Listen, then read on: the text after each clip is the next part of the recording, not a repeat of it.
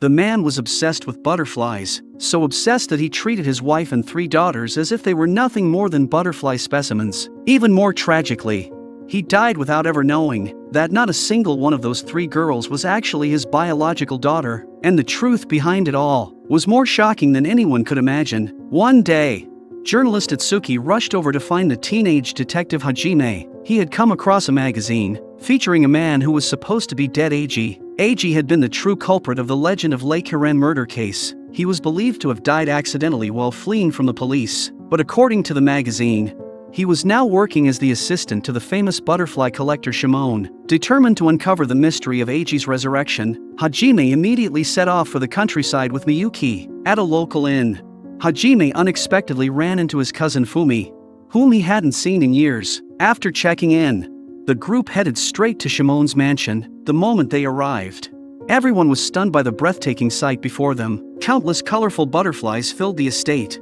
fluttering gracefully through the air. It turned out that a grand butterfly exhibition was about to take place there. After entering the mansion, they met Shimon, his servant Takizo, the renowned photographer Rokohara, and Shimon's youngest daughter Ruri. Ruri had heterochromia. Her left eye was a brilliant emerald green. On the surface, she appeared obedient toward her father, but the moment she turned away, she casually tossed the ball Shimon had given her into the river, making no effort to hide the disgust and resentment she felt toward him. As night fell, the butterfly exhibition officially began. Shimon's wife Midori and his other 2 daughters soon made their appearance. Midori also possessed a striking green eye. Shimon's 3 daughters wore elaborately crafted butterfly dresses, displayed before the guests like priceless works of art. The eldest daughter Tatiha and the second daughter Ajiha were both remarkably beautiful. Tatiha was already engaged to Onodera. Suddenly, a woman's scream drew everyone's attention.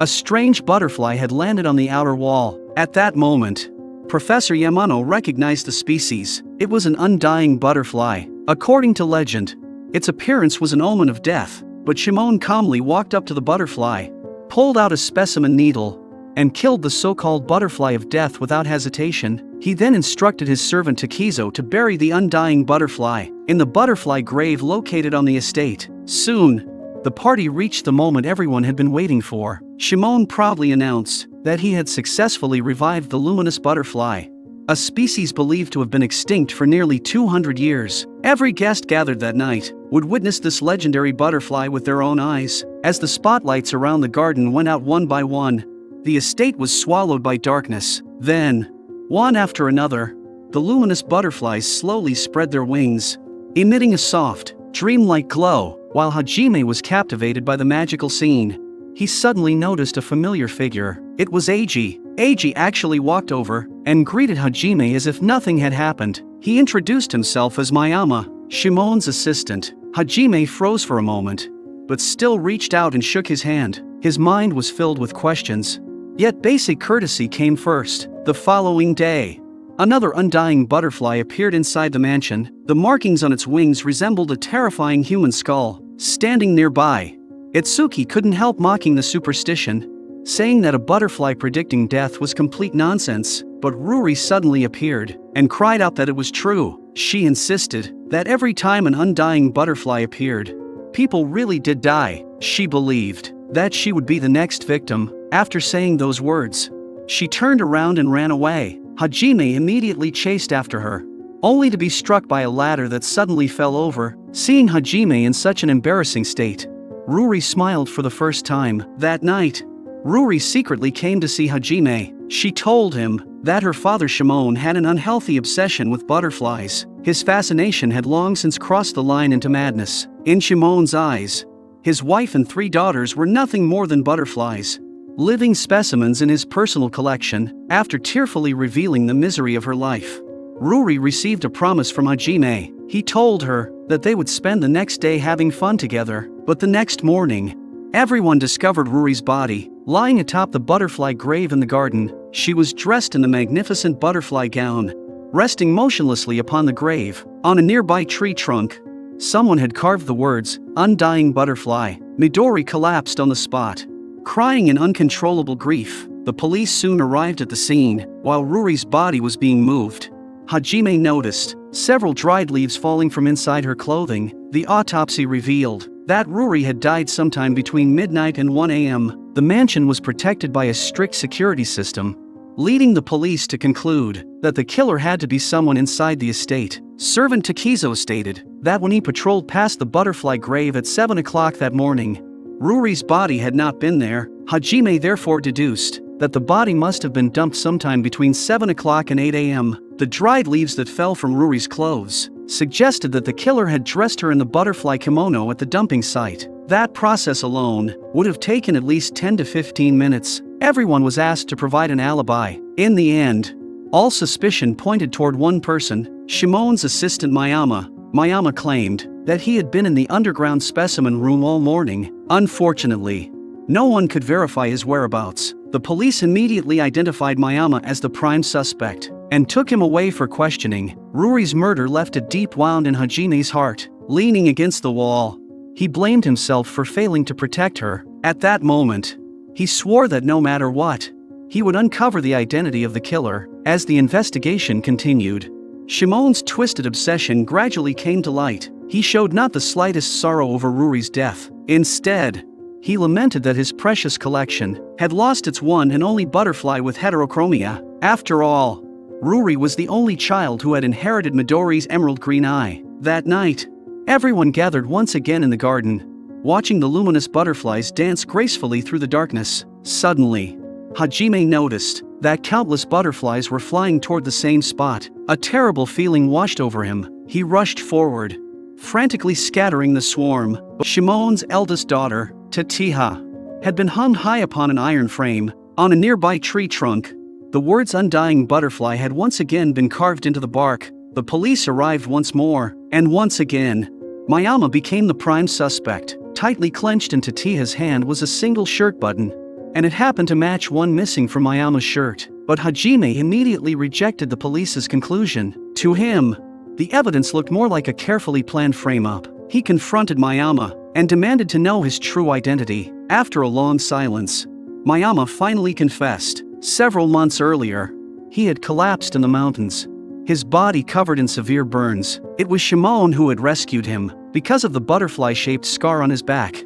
Shimon had brought him to the mansion. At that moment, Hajime finally confirmed the truth. The man standing before him really was Eiji. The fire and his injuries had completely erased his memories. Now, he had begun a new life under the name Mayama. Meanwhile, Itsuki uncovered an astonishing secret about Shimon. Originally, Shimon had been nothing more than an ordinary butterfly enthusiast, but 25 years earlier, 3 major events completely transformed his life. First, he suddenly published several groundbreaking research papers, becoming famous overnight throughout the academic world. Second, he claimed to have discovered the long-extinct luminous butterfly. Third, he married the woman who was now known as Midori. That single year changed Shimon's destiny forever. Midori herself also carried a mysterious past. 25 years earlier, she had been a medical student. At the time, she was deeply in love with a young man who studied butterflies alongside Professor Yamano. He had a brilliant future ahead of him,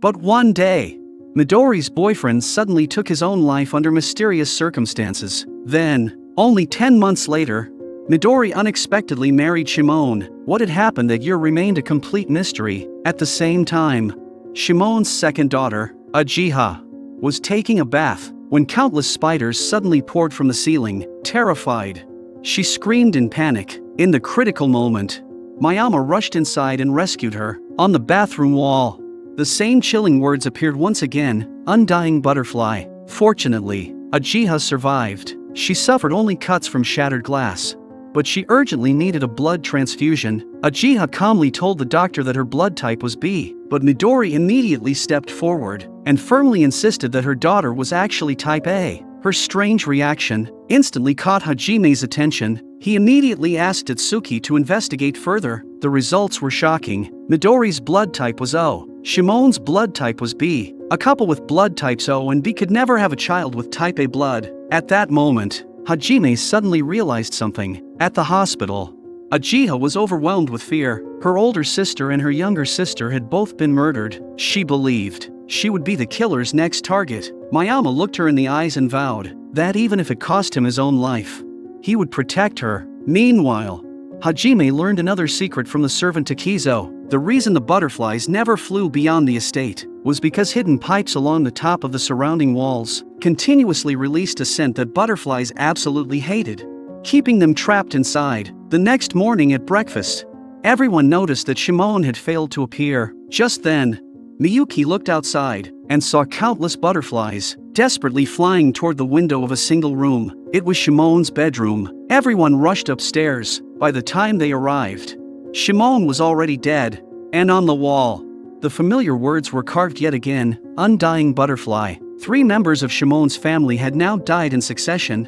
each in a manner connected to butterflies. Hajime realized that the source of this entire chain of murders had to lie within a tragedy that occurred 25 years ago. He sought out Professor Yamano and finally uncovered the long-buried past. The professor revealed that Midori's boyfriend 25 years earlier had been a man named Suga. He was gentle, exceptionally talented, and Yamano's most promising research assistant. Back then, Yamano had introduced Suga to Midori, and the two quickly became close. Before long, Suga and Midori had even set a wedding date, but just days before the ceremony, Suga was mysteriously found dead in his own home.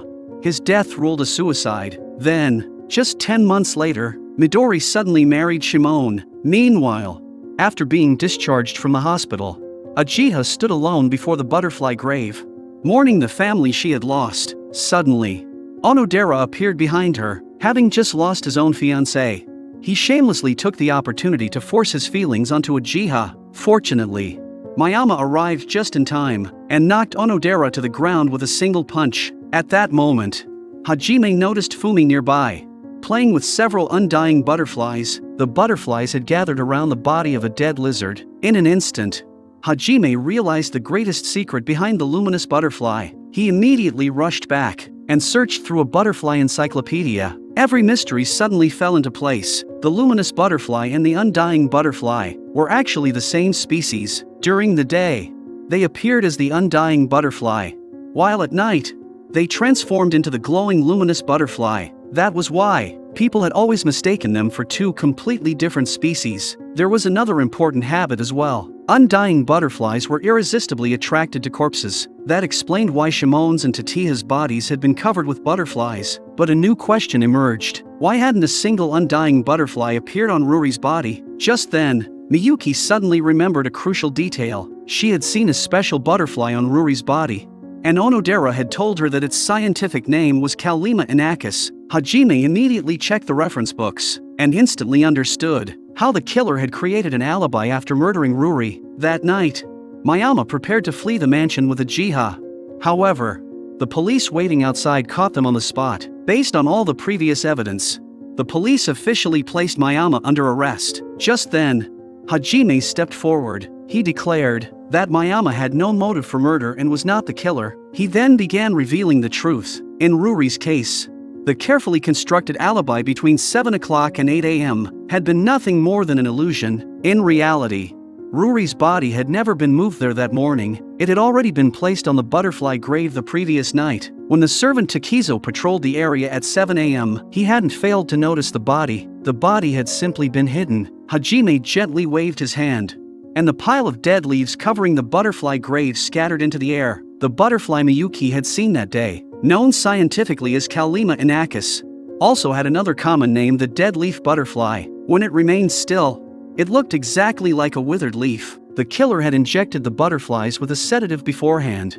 allowing them to rest motionless over Ruri's body, blending perfectly with the fallen leaves and completely concealing the corpse. The killer deliberately made it appear that the body had been dumped after 7 a.m. for only one reason: to frame Mayama, the only person without a solid alibi. But carrying out that plan required one additional step. Undying butterflies were naturally drawn to corpses. If they landed on Ruri's body, the corpse would have been exposed immediately. So the killer intentionally coated Ruri's butterfly kimono with the same scent released from the pipes along the mansion walls, the odor that undying butterflies hated. Obtaining that scent required climbing onto the wall and reaching the pipes, which meant the killer's own body would inevitably retain traces of the same smell, and that lingering scent became evidence that could never be erased. Hajime then pointed directly at Onodera. His motive for murder was simple. He wanted revenge for his father. Onodera's father was Suga, the man who had mysteriously died 25 years earlier. In truth, the first person to discover the luminous butterfly chrysalis was never Shimon, it was Suga. Shimon stole Suga's life's work and claimed every honor for himself.